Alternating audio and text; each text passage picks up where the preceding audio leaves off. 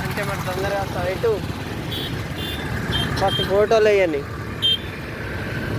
Camera తీసుకొని touch చేస్తాను నేను.